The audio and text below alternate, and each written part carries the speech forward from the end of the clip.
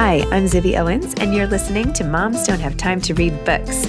This 30-minute podcast features a new author interviewed by me every single day, 365 days a year, for about 30 minutes.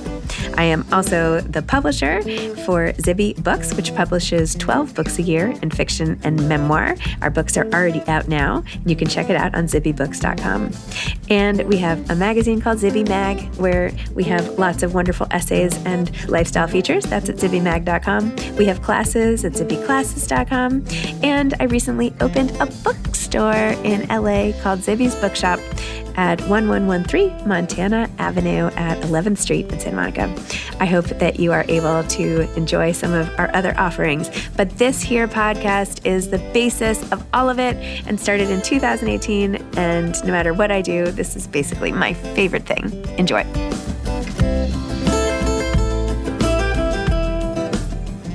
Amanda Pellegrino is the author of The Social Climber, a novel. Amanda is a TV writer and novelist living in New York City. Most recently, she worked on Showtime's Rust and Hulu's The Looming Tower. Her writing has appeared on Betches, Refinery 29, Bustle, Elite Daily, and others.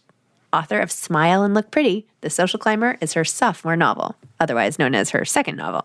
Welcome, Amanda. Thanks so much for coming on Moms Don't Have Time to Read Books to discuss The Social Climber. Thank you for having me. I'm so excited. I feel like I need to preface this audio-based interview with the fact that I have a cold. Okay, everybody, Amanda has a cold. This is not her normal voice. Thank you.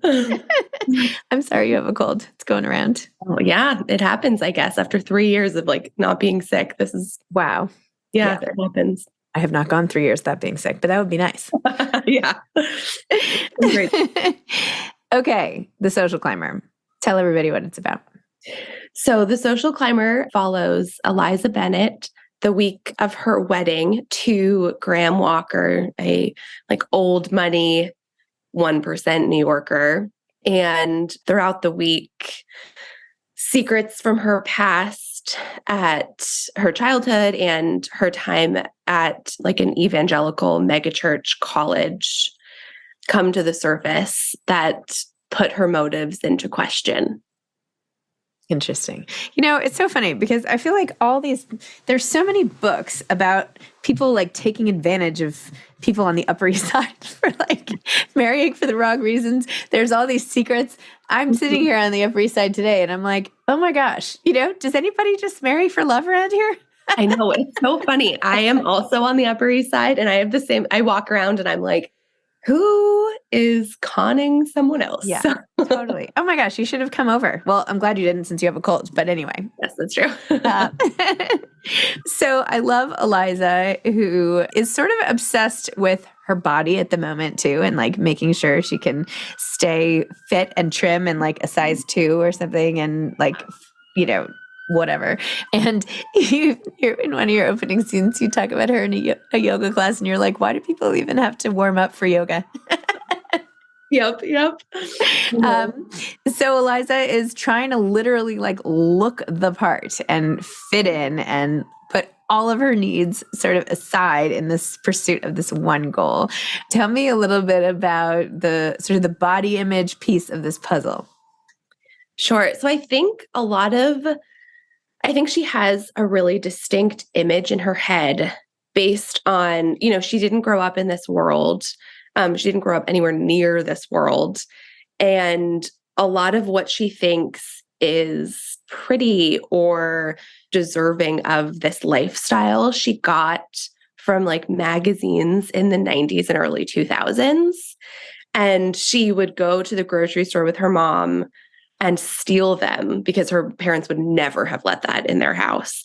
And she would stick them in her pants and read them in the dark.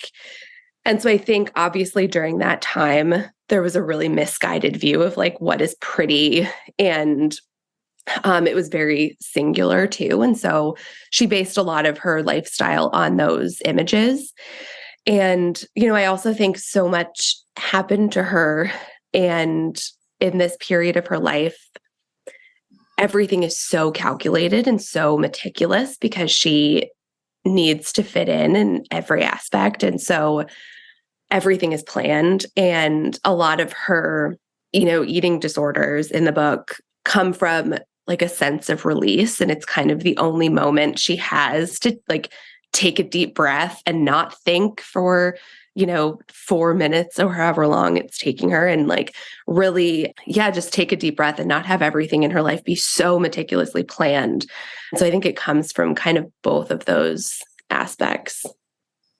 Yeah, you see her need for control with the whole vows column thing right up front, and how when she gets even what she wants, right? She's like been dying for this to appear in the New York Times vows column, which I feel like was a bigger deal like a little bit ago. Like now it's anyway, not that maybe I shouldn't even say that, but it was like the be all end all back in the day, and now there are many outlets for this. Let me just say it that way. But even though she got the message, she like intentionally holds off to like tempt fate, but also just so that she can have the ball in her court for a minute, It's so interesting, like just taking a moment like that and using it as a character development piece. Really interesting. Yeah, I think she's trying to get as much control as she can, because at any moment her bubble can pop and she can, everyone can find out why she's there and what she's really doing. And so, I think searching for any little tiny moments of control is really important to her. Yeah.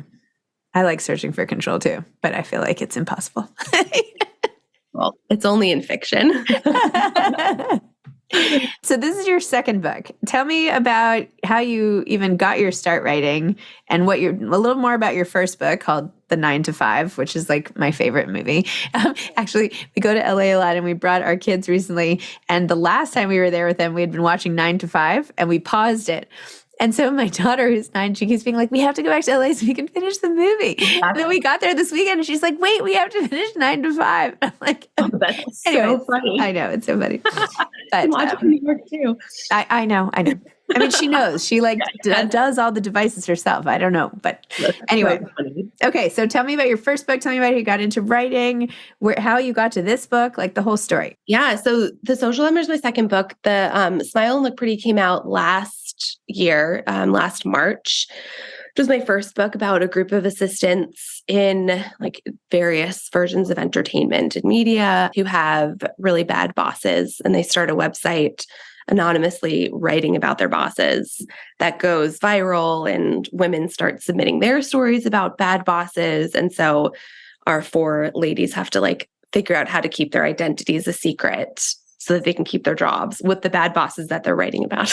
Interesting. But I wrote my first book when I was probably about 8 years old. I've always wanted to write books forever, but I did have enough, wherewithal or forethought to think, you can't just be a novelist. You have to have a job until you start making money as a novelist. And so once I discovered that people write television too, which blew my mind. I think just you're not exposed, like with books, the first thing you see when you're holding a book is title, author, and like this person owns this thing. And you're not really exposed to that in the same way growing up with writing on television, at least, because, they're given kind of the same credit as everyone else. You don't really think about it. And it blew my mind that people write for TV. So I was like, oh, that's what I need to do. So I was a CBS page on Colbert and the CBS Saturday morning show. And then I was a production assistant for a bunch of shows. And then other versions of assistant for a really long time, which is kind of the typical path up until I finally got my first writing job. And it's been a grind, but, moving forward ever since. So what did you end up writing for TV? I worked on a show called The Looming Tower, which was on Hulu. And then most recently, a show called American Rust, which was on Showtime / I think season 1 was on Showtime. Season 2 is on Amazon. So cool. Yeah. And then when did you start writing the novel? While you were working full time, just like on the side? Yeah. Well, there's a lot of, when you're an assistant, there's a lot of like periods of unemployment, because like in between shows, in between deciding if you're getting a second season or not. And so I did a lot of writing during those periods, just because that's when you have the most time. But one of the reasons, kind of the thing that really lit a fire under my ass to write Smile and Look Pretty was I was really tired of being an assistant, and you need an agent to kind of do anything in the TV industry. And getting an agent is like a supreme, in my opinion, example of like gatekeeping. No one knows how to do it. You have to know someone to know someone to know someone to get a TV agent. And so I was like, okay, fine, I'll just write a book and get an agent that way. And then like they all know each other. And it truly was like, I wrote the book so fast. I think I wrote it in like a couple of months before I like queried it way before I should have. And it all worked out, thank goodness. But it was truly getting a book agent is a much more streamlined, and they just tell you what they want. And they read their slush pile. And I was in the slush pile, and I, got my agent who's like incredible, and I love her so much. And then because I got that agent, I was able to kind of within the same agency at Verve get finally a TV agent too. So it was all a little manipulated.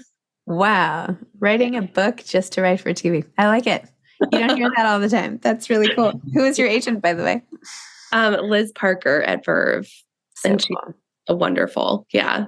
I could talk about her forever. We could have had her on. She could have come with you. She's so great. Oh, that's awesome. Okay. So I see where the inspiration for the first one came from your 8 million assistant jobs, which is great. What about where this particular idea came from for the social climber? Yeah. I always wanted to write in the thrillery genre. That's what I like to read. And so I kind of always knew that was something that I wanted to write. I think I might have even mentioned it to my agent on like our first call, because Smile and Look Pretty is very kind of women's fiction, commercial fiction. But it felt like they always say that, when you're querying your first book, that you should be the only one who could write it. And like, you should tell people, like, why are you the only person who could write this book? And that's how I felt about Smile and Look Pretty. Like, I'm the only one who could write this. And it's the book that I needed to write to get the agent and get the book deal and get my foot in the door so that I could move on and start writing in the genre that I really love. And this book, I'm really fascinated by religion and any form of extremist religion. And, it's just so interesting to me that one text, if it's like the Bible or, I don't know, the Book of Mormon, like anything like that, can be interpreted in like completely different ways.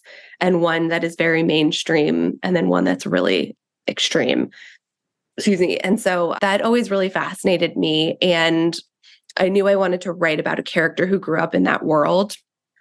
And then I was like, what is a really weird place that you can kind of plop someone into? And then I thought college, because college, at least to me, is kind of like pseudo freedom. Like the stakes aren't that high in terms of if you mess up, like you're not really a real adult yet. But you're away from your parents and the rules are more lax, but you also have a support system around you in this school and in your roommates and in your friends that's supposed to help you. And so I was so interested in dropping in a character who's never experienced any kind of freedom and who's desperate for it in a school that doesn't allow it.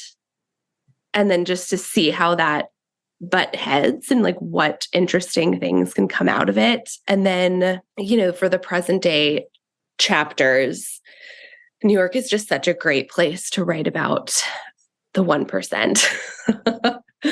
They're everywhere. And I think that New York is such an ambitious town. And like, I know I do this all the time. Like, I'm constantly walking down Park Avenue or like East End Avenue and just looking into these apartments, being like, wow, that must be so nice.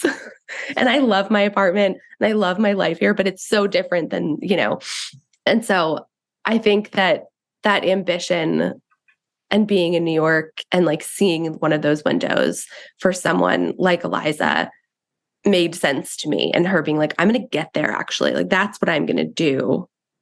I'm not just going to look into the window. I'm going to get inside and be able to look out on everyone who's looking up at me. And so, yeah, that's kind of where a lot of the inspiration came from, in pieces, until it all worked its way together. Interesting. So how did you grow up? What was where did you grow up and all of that? I grew up in Queens in New York, and I'm not religious. I grew up Catholic. I didn't really follow it.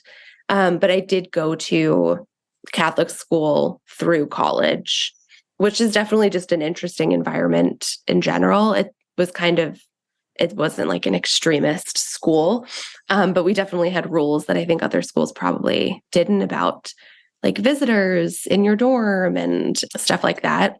But yeah, when I was at my book launch, I was asked, was this from real life, or, did you imagine a lot of the story? And my mom's like in the back of the room being like, you imagined it. Tell everyone that you imagined. Like, what are you doing? Hesitating. It's like everything comes from a version of real life. It's just like finding the emotional things you want to talk about. But yes, this wasn't my childhood at all. Extremist evangelical farm. Yeah. What do you think about social climbing as a thing, and to a woman like Eliza, who decides she wants to get there and to do so by marrying up, so to speak? Like, what do you make of that? And what do we think of that as like a feminist thing? And like, like where do you land on that? It's so hard because I think it's really easy to be dismissive of like social climbers as someone who is like handed things. But then I think it's also really hard to climb, and I think it's working hard in a different way. I do love, something I loved about this book was that it does feel like a twist on the social climber trope, because she's doing it for a very unselfish reason. And I did like that, when The Social Climber wasn't the original title of the book. I was going to ask you that. That was on the tip of my tongue. What was the original title? The original title was The Night We Met, which so far I'm 0 for 2 in naming my own books. Both of them got named by my editors. And then, we went through some artwork for The Night We Met and tried some different things, but the general feedback was that it can skew a little romance, which this isn't at all. And so they wanted to readjust. And I really didn't like the Social Climber title. I fought back a lot against it. And I kept repitching different things. And they kept saying like, what about The Social Climber? And finally, in like a panicked call, my agent, Liz Parker, was like, why don't we tell them that we want to see the artwork with the title? And then you can make a decision, because that makes like with a tagline and like that'll make a big difference. And then it came in and I was like, oh my God, I love it. I'm so sorry for the time I wasted telling you guys that it was horrible. And once, with the tagline on the book and the woman, and I think it helps establish that it's just not a book about like a vapid woman who wants to go to cool parties and, live a life of luxury. And I think that was important to me, because Eliza's character is someone who works incredibly hard, and it's for a very specific reason. And I didn't want that to get lost in the concept of social climbing, but I think it lands well now. It's a fabulous cover, I have to say. For people listening, it's this very glamorous woman in this long red dress, which is beautiful, and like tan patent leather heels and like a chignon, sort of like a low bun with her perfect hair. And like she looks like a model in like a lobby or living room of her house, basically, right? With this really cool credenza and like this gold mirror and like a little tree. And it's just really cool. It's a great, like how the tree's on the back a little bit. Anyway. No, I'm a huge fan. They did such a good job. So now that we know you can write a book in a couple months, what is your schedule now? You're just going to try to crank one out every year? Is that your goal?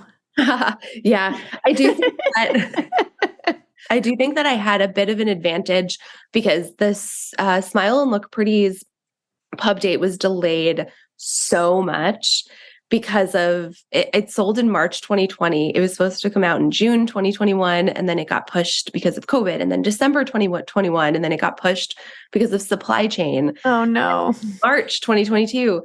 So I had written and handed in the first draft of The Social Climber before Smile and Look Pretty had even come out. Oh, wow. Which I do just think was because there was so much time. Like we were finished with the book months before it came out for Smile and Look Pretty.